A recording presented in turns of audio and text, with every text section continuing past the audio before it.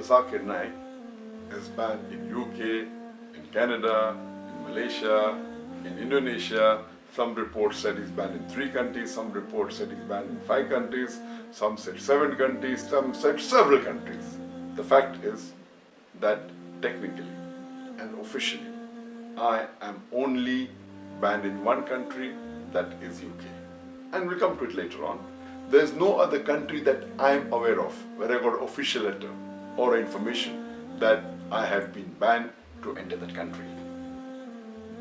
There are news that I'm banned in Malaysia. In fact, hardly 3 years back, in November 2013, I got the Toko Mahalijri Award, which is the highest award in Malaysia given by the King of Malaysia and the Prime Minister of Malaysia. Imagine the intelligence of Malaysia, but natural, they made a sing record and then gave this award to me. So, and I was just there in Malaysia in the month of April, hardly 3 months back. And there I met the Prime Minister, the Deputy Prime Minister, the Home Minister, the Islamic Minister, the Sports Minister. In a span of about 4 days, I met about 15 ministers and chief ministers. Imagine, I'm banned in the country and I'm meeting the head of the country, I'm meeting the king, I'm meeting the Deputy Prime Minister. It is an irony. So this is what the media does. It picks up some information they get from hearsay, from some gossip, and they give it in headlines as though it's a gospel truth.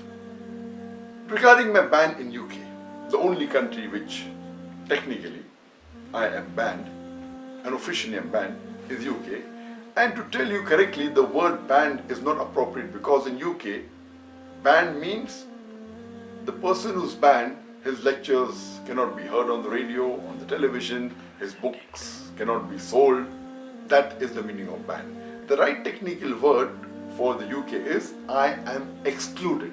Excluded means my entry is not allowed in the country of UK. And to know the background of this, in the year 2009, just to tell you, I've been to UK several times. I've been there more than 14, 15, more than 20 times. And the last time I was there in 2009, the head of the anti-terrorism department, that is Charles Farr, he sent an officer who told me that you have a reach and you can reach those young Muslims who we cannot. So will you help us?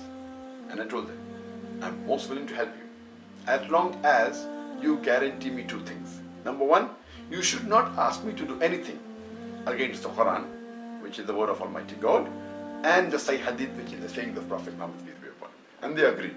So imagine the head of the anti-terrorism department wanted my help to reach those people who they could not reach, and I'm aware that my popularity is there in different parts of the world, especially in UK.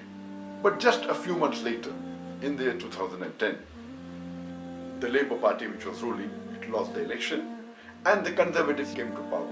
And in about 3 weeks' time, less than 1 month coming to power, the Home Secretary Theresa May, she sent an official notice and said that I am not allowed to enter the country, though I had a valid visa, which was issued in 2009 for 5 years.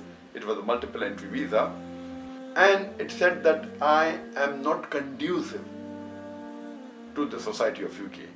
And they quoted few sentences from my speeches, and one speech she quoted that I gave in UK was that I said in my speech in UK that I condemn the 3,000 Americans killed in the 9/11 attack. I condemn more than 50 people killed in the tube bomb blast in London. I condemn more than 180 people killed in Bombay in the serial train bomb blast. But I also condemn the thousands of innocent people killed in Afghanistan, in Iraq, and in Palestine. Imagine, she is not allowing me to enter the country and she thinks that I am not conducive for UK because I said, besides disagreeing with the first three attacks of 9/11, London bombing, as well as Bombay serial train bomb blast, I also said I condemned the thousands of innocent people killed in Afghanistan, Iraq, and Palestine. And she doesn't like it. I went out of the way to prefix the word innocent before I mention the thousands of people killed in Afghanistan, Iraq and Palestine, to be careful that no one misuses and says that I am supporting certain terrorists of these countries. When I used the word Americans, I didn't prefix the word innocent, neither for UK, neither for India. Even going out of the way, she officially writes a letter. And imagine, it's illogical. No one in the right sense can ever agree that why am I not conducive when I'm condemning even the attack that took place in America, in London, in Bombay. Why do they don't like when I condemn the attack that took place in Afghanistan, Iraq and Palestine? These are the double standards. So because of this letter said, I'm not allowed to enter. And normally, and technically, this is valid for 3 years. And that 2010 it was issued. So this letter was valid till 2013.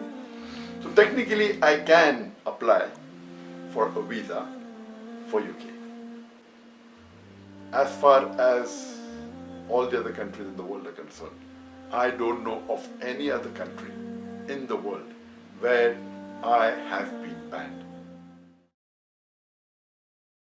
Brothers and sisters, if you have never heard of the following hadith, or you heard it before but needed a reminder, then make sure to make dua for me and the entire team who put this video together, where you ask Allah subhanahu wa ta'ala to grant us the highest levels in Jannah. Ameen Rabbil Alameen. But why? I will do so, but why? Why are you stressing on it this time?